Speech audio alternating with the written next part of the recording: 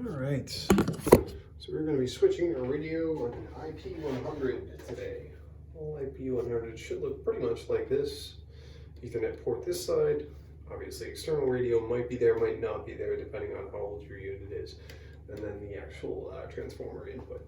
So first thing we're going to do, obviously disconnect it. So you want the unit to just be this alone. At that point there are 4 screws, which I've actually already removed for the sake of time.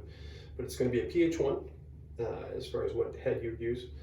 And so that's going to just release the top of the case. I'm just going to pull it off, no problems, no worries. Next thing you're going to do is take note of your radio.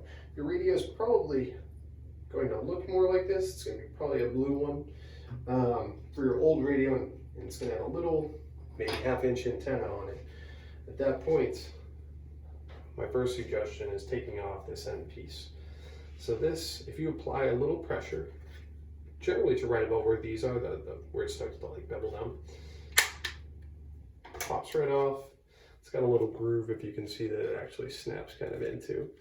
So it goes off pretty easily. And then you're going to take the front and the back, just pinch a little, and kind of just gently rock it back and forth so it comes out of its seating.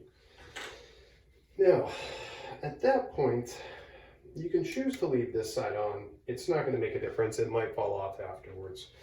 But the new radios that you get are going to be like this. I neglected to grab one of those. Un momento.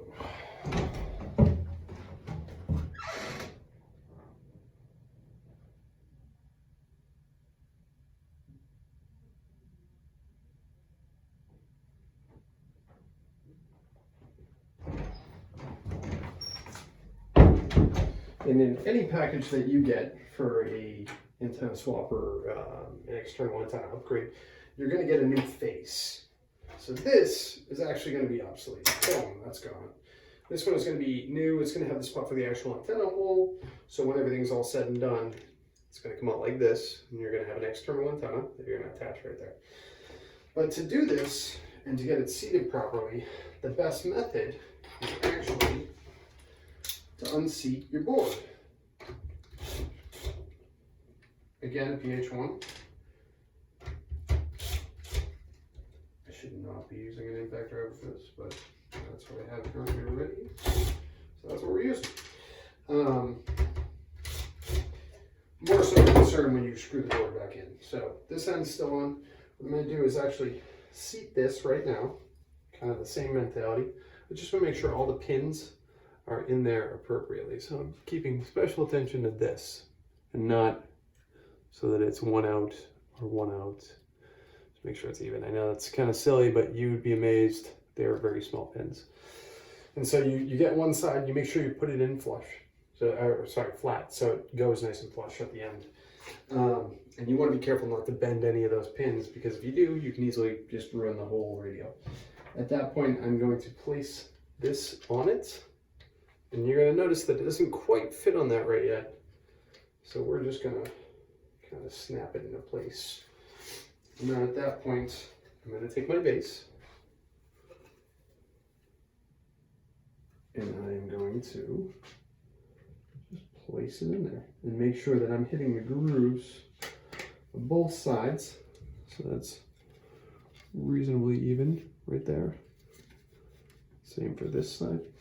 And at that point, I'm going to take my 4 screws and I'm going to gently screw them back into the board so the board is seated.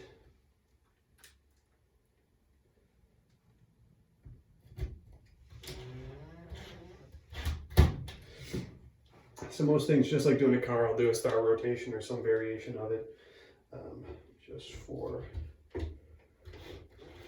argument's sake, and make sure that I fasten things down level. Not so much a concern with this, but certain other products that I have. All right, so then at that point, you see that that's on. What you also should get, which is kind of unnecessary, but you will see it a lot of times, you're going to get a lock washer and just a nut. Tighten it down. You can use the socket if you want, or a wrench. And place this on top. Again, making sure that the front and the sides are flush. And then I would take my 4 screws, which I don't have because they're out there, and just go ahead and place them in. They should go all the way in. They it's very soft plastic, so you want to be careful when you go ahead and screw them. You have to be cautious about not screwing them in too speedily. And then you have your antenna.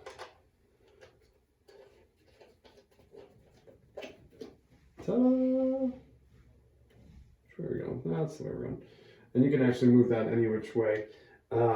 Straight out is probably going to be your best friend, but that's my suggestion. Play with that a little bit, and that should be good. All right, thanks.